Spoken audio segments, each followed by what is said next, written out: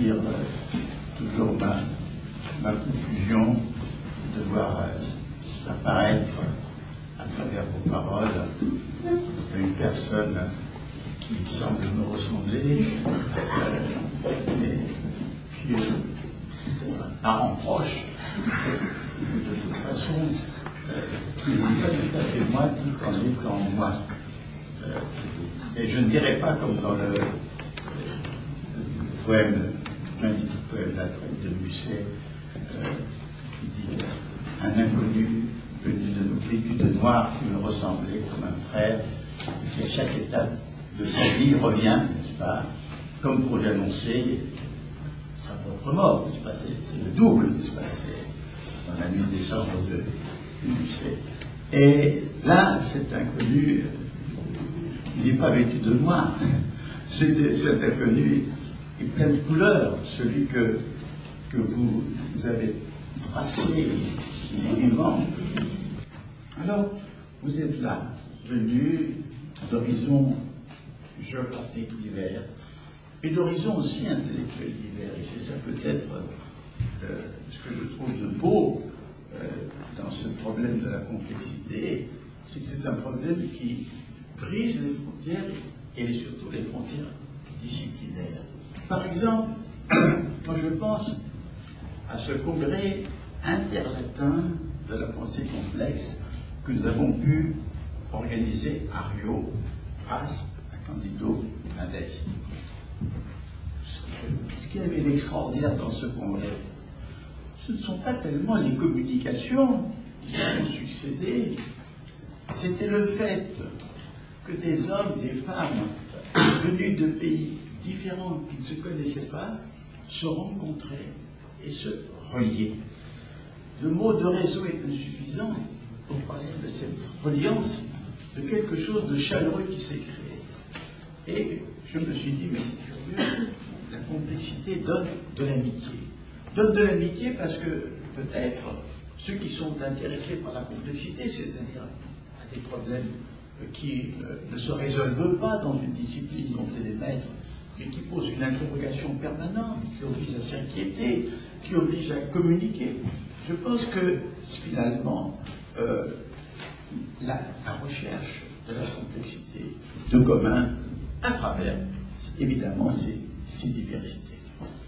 Et alors maintenant, comment ne pas remercier le magicien, l'auteur de cette réunion qui a, d'abord, je dois me rappeler, cette rencontre inattendue avec Don Rubén Redaga. Je me souviens que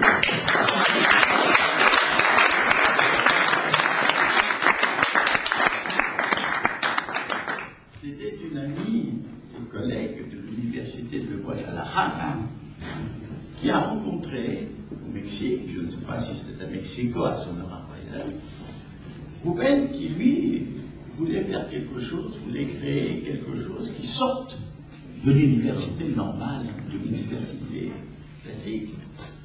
Et je crois qu'elle lui a dit, ben voilà, Karl Morin a un projet dans un livre qui s'appelle Los Siete Saberes Necesarios para la Educación del Futuro.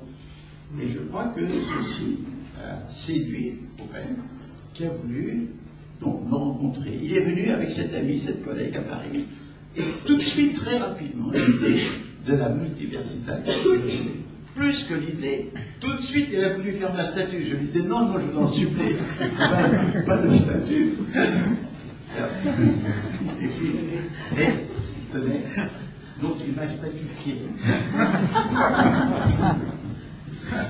me donnant l'histoire posthume de mon vivant. C'est quand même quelque chose de tout à fait remarquable.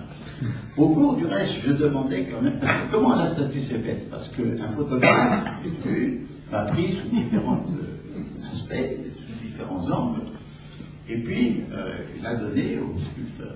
Et quand j'ai vu la première maquette, je trouvais que cet Edgar-là avait un air terrible, féroce, celui d'un dieu aztèque. Je me dis non, il faut m'adoucir.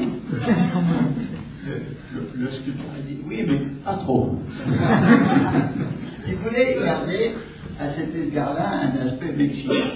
Et c'est pour ça qu'une partie de l'Europe est devenue mexicaine. Et donc, on verra cette statue, dira, mais quel étrange métissage avec le monde aztèque, maya, mexicain.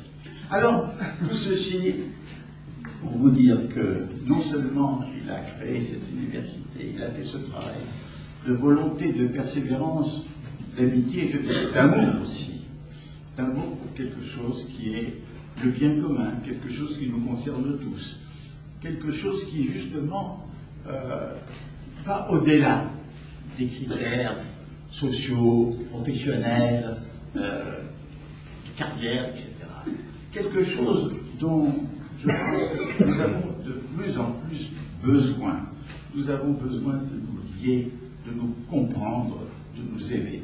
Et je crois que, d'une façon étrange, alors que certains croient que la complexité, c'est un problème de réflexion épistémologique, de recherche scientifique.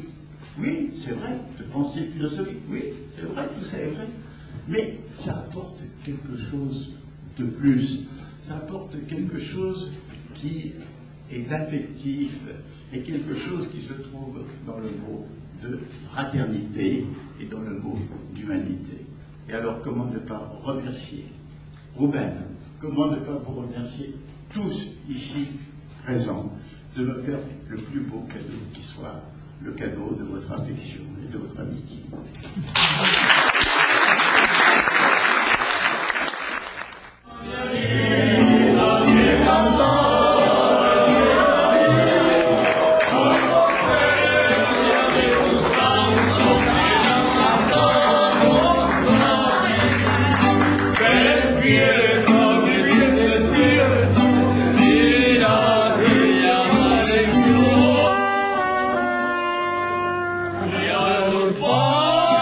Dios